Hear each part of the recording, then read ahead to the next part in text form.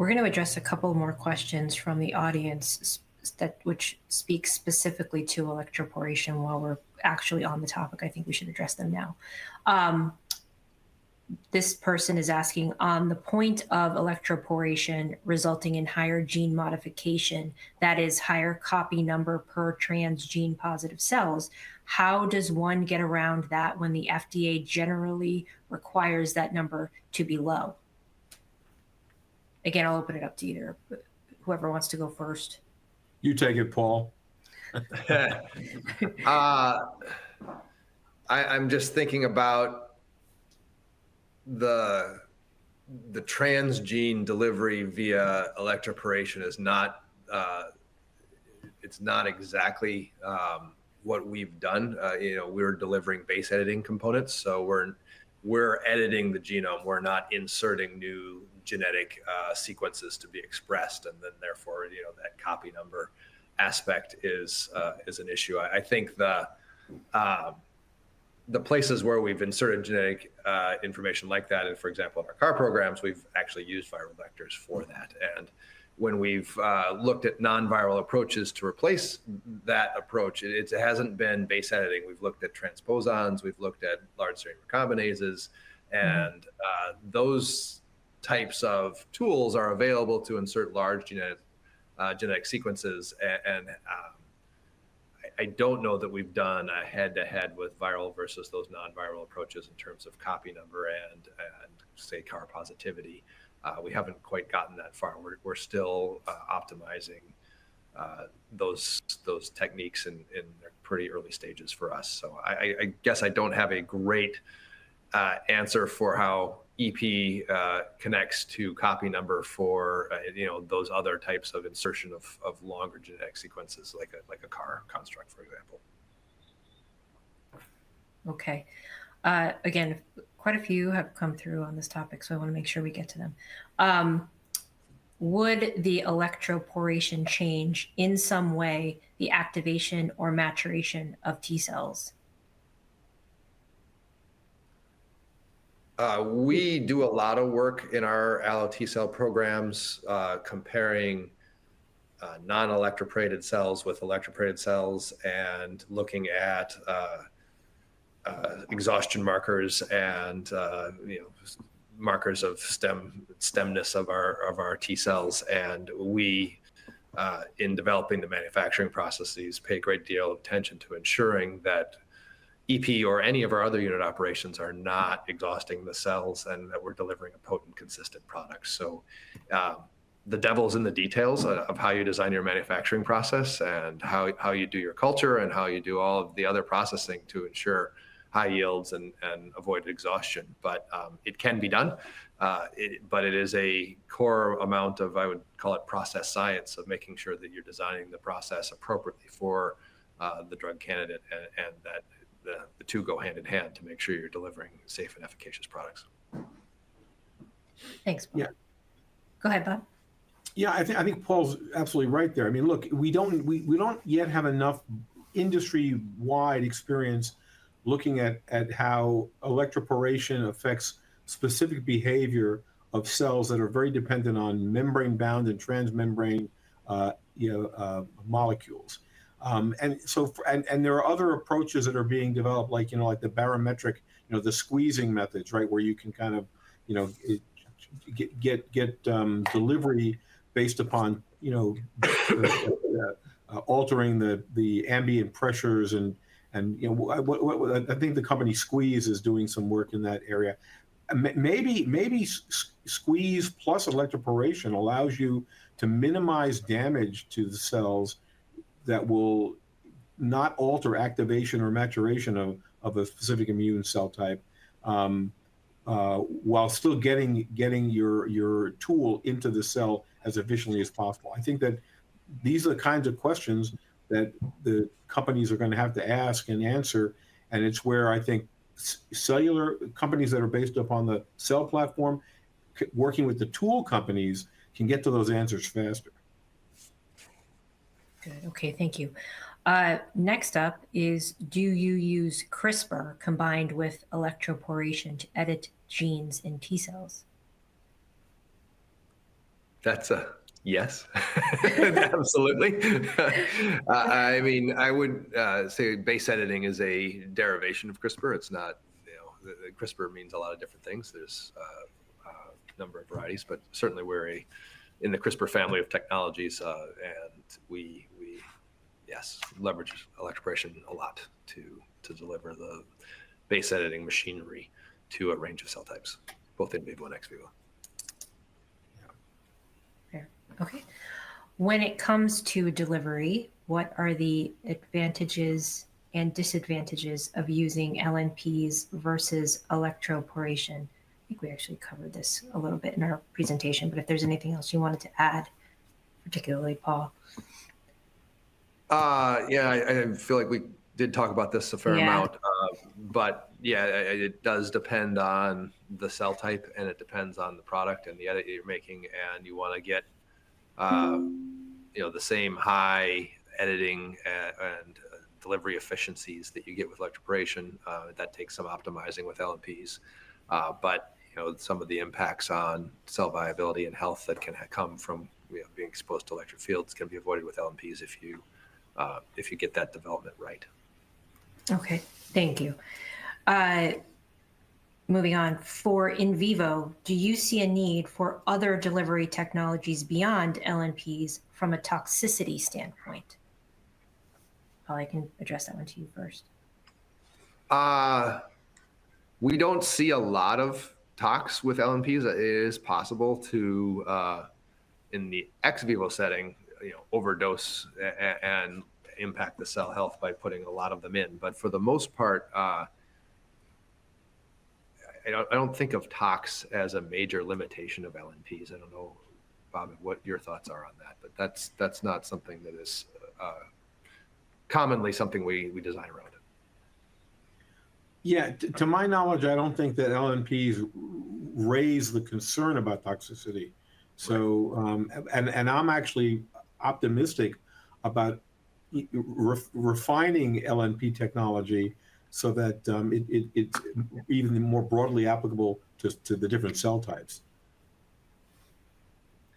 Yeah, Gotcha. that's where I think LNPs, the future is figuring out how do you specifically deliver them to different tissues, how do you get them there in large enough quantities to be efficacious, and you're getting the level of editing or transfection that you want. That's I think what the frontier is with LNPs. Fair. Okay. How long? I'm going to skip that one. Sorry, I'm going to move on. How to address the challenges associated with LNP-based delivery specific to target tissue and at scale and commercial scale manufacturing of LNP? Oh boy, that's a lot of challenges. But if we talk through perhaps even commercial and scale manufacturing of lipid nanoparticles, we haven't really touched on that yet. So if we could maybe address some of the challenges there. Well, I think that's one of the advantages of LNPs is that they are scalable and that you can make them on large quantities. The recent vaccines that have been approved are examples of this type of scale one can make an LNP-based therapeutic. So a lot of those, I think one of the biggest challenges with scale before the pandemic was people were worried about the cold chain of shipping LNPs that had to be frozen. And a lot of those challenges have been solved, which has been fantastic. And those tools are kind of now available so that if you can get the delivery piece right, which was, I think, the first part of the question, then I think the scalability aspects have, in many cases, those tools have been developed, which is what makes LNPs so appealing. Yeah, I agree. I think that's the elegance of LNPs is how beautifully they fit into an industrialized model, right? Absolutely. Where and Paul pointed out we've got now several years experience from the vaccine world that this is it's effective, it's cost effective, it's very customizable, and I think that the next several years we're going to see advances that are going to help us find the best approach to the target tissue, so we can get real specificity even to the target tissue. So. Yep. Excellent. Okay. I think we have time to get through a few more questions, and so from our audience. So thank you, audience, for being so prolific in your questions. This is great. In your opinion, which gene delivery method is more likely to succeed in the field of CAR T cell therapy, viral or non-viral delivery, and what are the key reasons?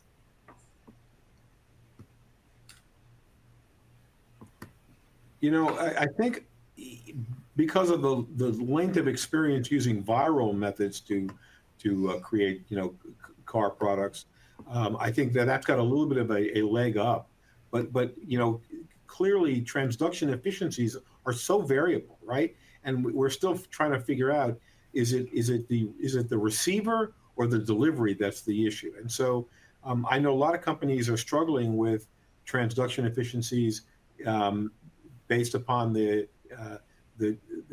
original focus in the autologous model moving towards allogeneic. And so the selection of your allogeneic platform and how efficiently it is receptive to viral transduction is a big, it's a business decision that's going to drive allogeneic CAR T therapies, right? That's the way I look at it.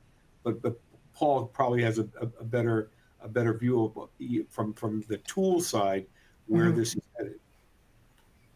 Yeah, no, I think you hit on a really key point there, Bob, of the business aspect of it. I think one of the bottlenecks for a lot of the early autologous CAR T products has been being able to make vector at scale, and the scalability of it, and the cost of that was really limiting for those products, and it continues to be to this day really expensive, and making lentiviral vector at the scales that you would like to cost effectively is a big problem. And I think that's where, if we can get the transduction efficiency right with the non-viral approaches, there's a real opportunity. And then the allo space, with all the other cell pieces of it right, that's where we can really make cell therapy into a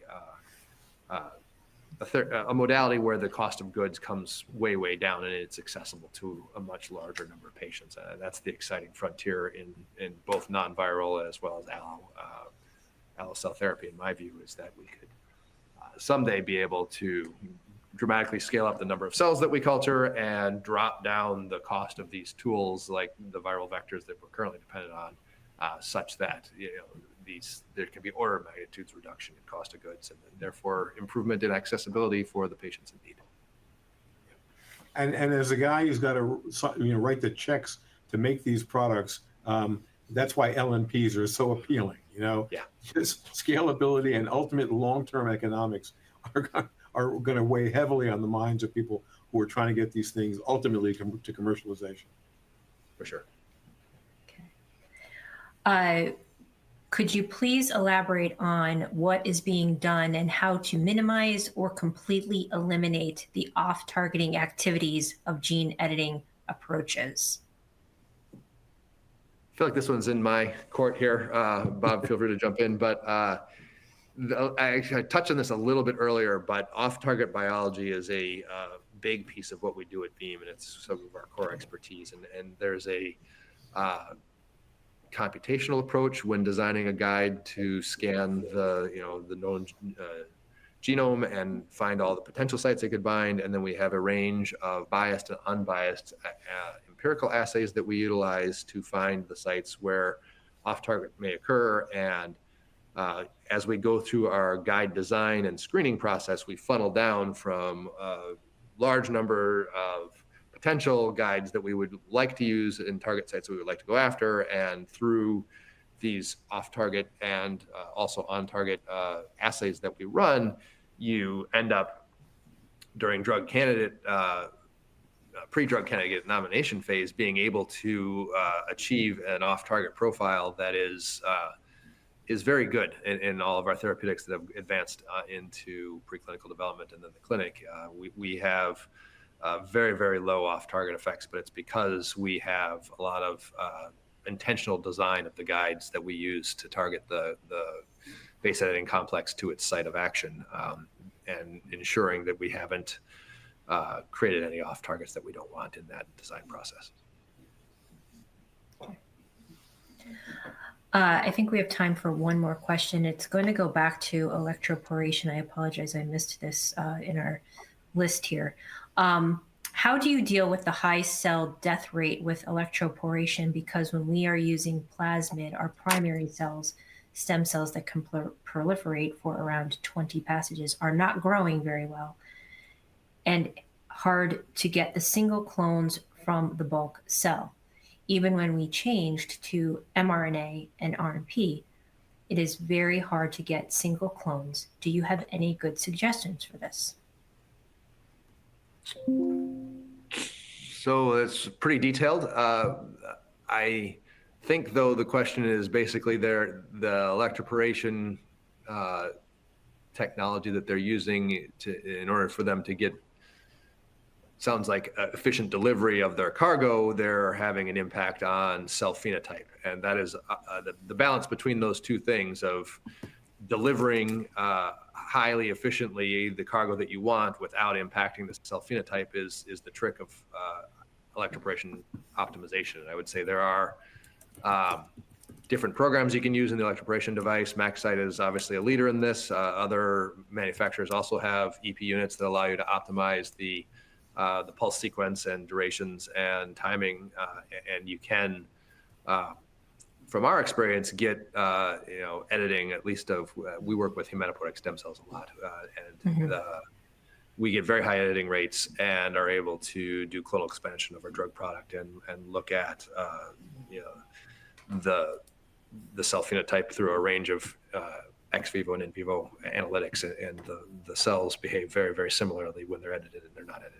So that is possible, but it takes a lot of optimizing of EP in some cases. Fair. Okay. And thank you for addressing the specificity of that question. I know there was a lot going on there, so I'm sure that our audience member appreciates your response. Bob, just want to make sure I ask you of any final remarks before we sign off, either to that question or anything else. No, I want to thank you for putting me on with Paul, because I've learned a tremendous amount from his answers. I mean, look, all I can say is, as someone in a role of leading a company developing these cell therapies, we're very dependent upon great relationships with companies like Beam, like MaxCyte, and excited that they're making so much progress with the tools. At the end of the day, when I first got into this business many years ago, my thought was that I could select the cell with the specific set of traits that would confer the biological activity I wanted. Now with these tools, we can really customize and craft the cellular therapeutic for the specific indication, and that's a luxury that is coming faster than I ever anticipated. So very fortunate to be in the field.